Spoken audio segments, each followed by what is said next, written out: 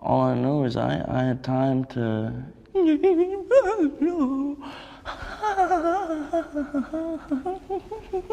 blowing on a harp, dancing behind the train tracks. I'm happy, I'm really happy. But that's me, that's all of me. No Country for Old Men, Boy on Bike, #2. Yeah, my first audition, my first job, could have quite possibly been my last job, or as I saw it, is most definitely my last job. Not to say anything against Joel and Ethan's choices in casting me, but I thought the film was quite perfect up until Boy on Bike #2 rolled up with Boy on Bike #1, who was wonderful. Mister, you have a bone sticking out of your arm.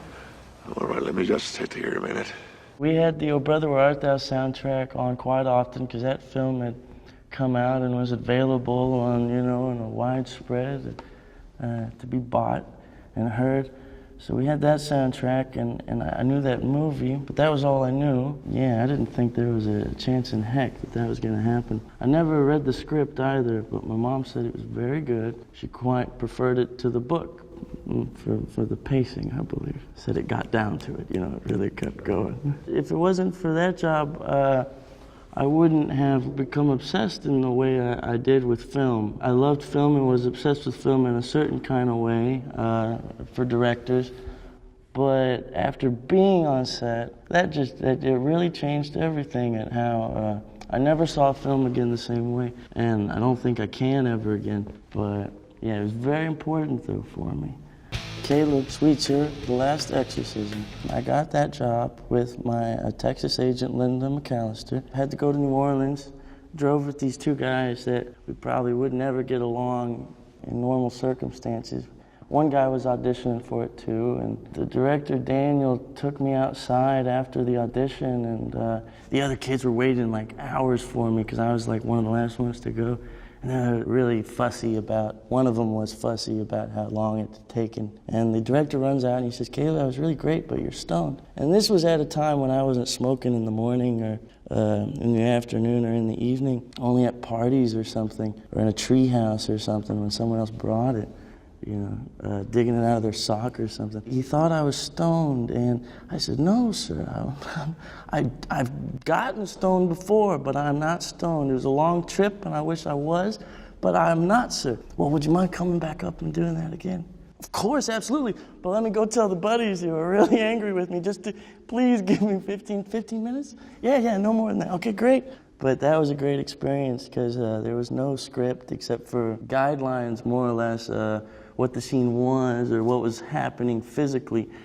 But we got to come up with the lines, and it was really just had an objective. And that's the first time I had more than one scene. So it got to, hey, I'm gonna play this scene this way. Oh, this can happen, and I can now feel this way about it. Wow, I'm gonna try that. And it kind of worked. Right, we're going the wrong direction. You wanna make a U-turn, actually. Okay. You want to take this road, go straight. You see things you already seen before, keep on going. You're going to hit the highway. Okay? And then I want you to go back where you came from. That was the first time someone really let me kind of bring something and really got to have fun with it, even though it wasn't a fun process by any means. It was very lonely and sticky.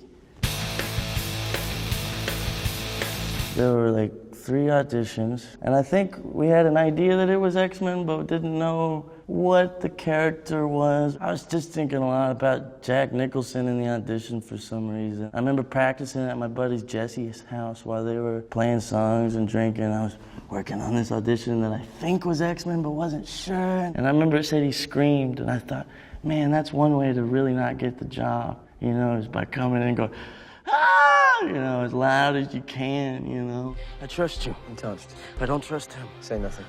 I'm gonna die. Oh, all right, look, we're not going to make you do anything you don't feel comfortable Here, let me with. Oh! Eric!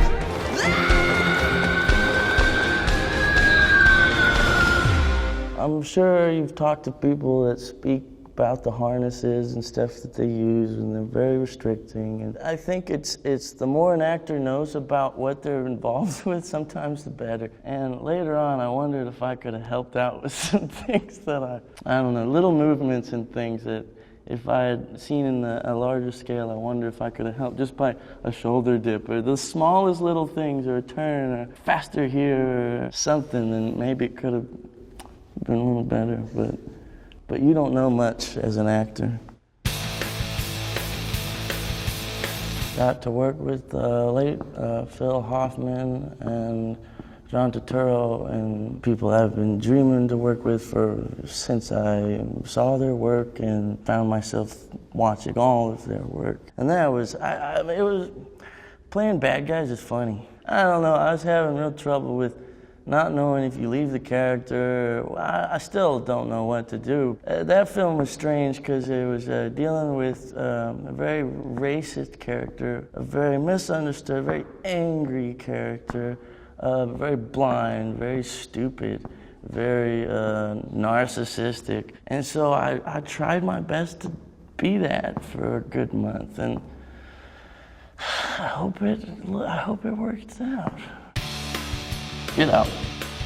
Another role where the character hated his family. That was more fun than some others because I think he had fun. Even though I remember at one point, I remember feeling I had the whole family in me, every single one of them. And I remember puking out every single one of them, calling them all out by name, including some of the people that were working on the film, and Jordan and stuff, calling them all out by name, and getting them as far away from my body as I can. That was weird. You an MMA fan? Dude, what? What? Hey, Jeremy, why don't we let someone else have the floor for a second? He's dating my sister. You had your chance. I can't get to know the guy. Never met Jordan before and spoke to him, briefly on the phone. The script was unlike anything I'd ever seen. Yeah, I couldn't even think of a B movie. You know what I mean? That would have been in the 80s or something. That I couldn't think of anything. I haven't seen too many B movies, but I've seen a few. 3 billboards outside Ebbing, Missouri. Read for her son first, and it went okay, apparently. And Martin gave me the job for that part. And then the film didn't happen for a while, or almost 2 years. Something I was in the middle of working on Get Out, actually, and Keena helped me out with the audition, and she made me leave and do it again and come back because Martin asked me to audition for the Red Welby character because he thought now that I was too old for it. And absolutely, it was just what I thought from the beginning I don't know, because he's in high school still.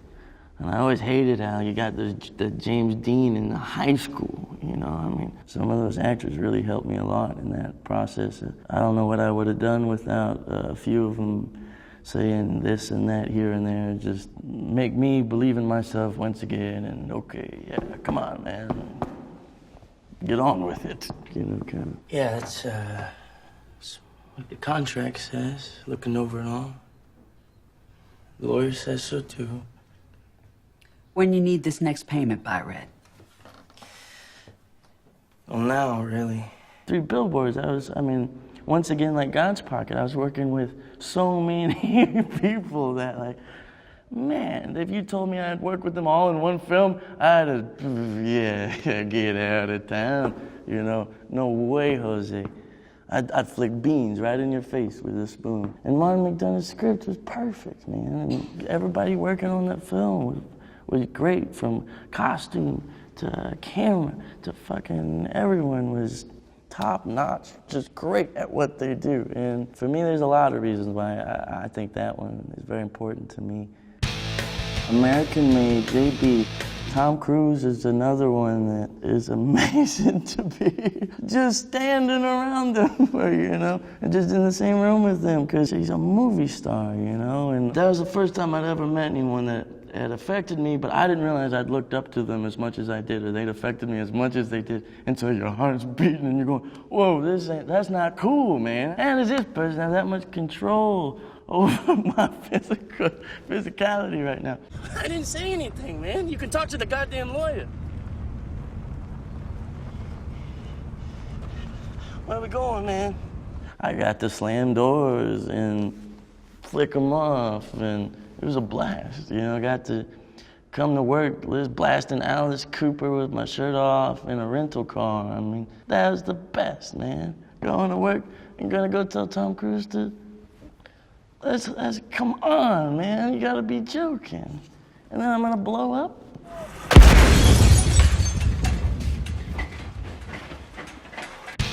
Florida Project, Jack. I left another film, went over there for 2 days. It was very fast, and I read the script, and I loved the script, and I'd seen Tangerine, and I loved this idea of this film all coming from this perspective of these children, and you know, this wild place, you know, full of great wonder and great danger, and then this character Bobby, and dealing with everybody in the hotel, and then knowing that Defoe was playing that, and knowing how Sean goes about his films, kind of knew what to expect to some degree. That was great, and the crew was, I mean, they were great, and everybody running around, and it was like, it was beautiful, and the whole thing was happening 24/7 is what it felt like. It felt like there was no start and stop. It felt like it was happening 24/7, whether or not cameras were on or not, you know. The whole thing was alive, and it was great, but it literally just got to me stepping in and going, you know, wow, and then you gotta go, okay. They put me up in the nice Disney hotel. You got, guys, don't pay to go to this place, but if you can ever sneak in somehow or get someone else to pay, go. Because they got fireworks in the nighttime, chess pieces as big as, I don't know why, as yourself, but wild place, kind of creepy. Twin Peaks, The Return. Stephen B. Dream come true more than even some other of the dream come trues in another kind of way. Watching Eraserhead the first time and having to shut it off to go do something is good, man, that's good. I'll tell you all about it at dinner. And in between, I'll tell you how much I love you. And I'll tell you how beautiful you are. And I'll tell you how unreal sexy you are. I know I do things wrong a lot. Of course, I felt the pressure to get it right. He let me do that, whatever that meant. Very few people do this for me, and he's one of them. And so to get to be a part of that is an absolute honor. Heaven knows what, really. I don't know what exactly I was getting into, and at the same time I did, because I talked to Josh on the phone and he told me what we'd be doing. Really, the only question was how. Depending on how certain people feel about each other, I was let free to go about destructively figuring out how to do that. And I regret a lot of choices that I made. But at the time, that's all I knew how to do. Yeah, it's all real. I mean, and it wasn't real. It was all real and it wasn't real. Billy is a real man, and he's no longer with us. Ariel Holmes. If you loved me, you would have killed yourself by now. You hear me? If you loved me, you would have killed yourself by now. So why are you still here? You want me to do it, Elliot? Yes.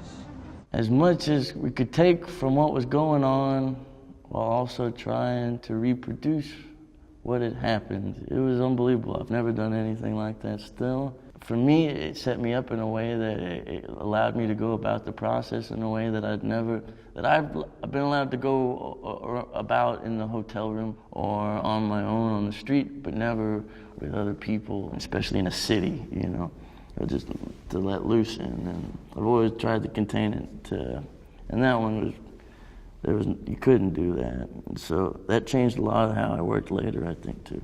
There hasn't been a job that I've been a part that hasn't been important, or that hasn't meant something and taught me and changed me in some way, whatever. Every film has done this, and I've been so fucking lucky and blessed to have this, be this way.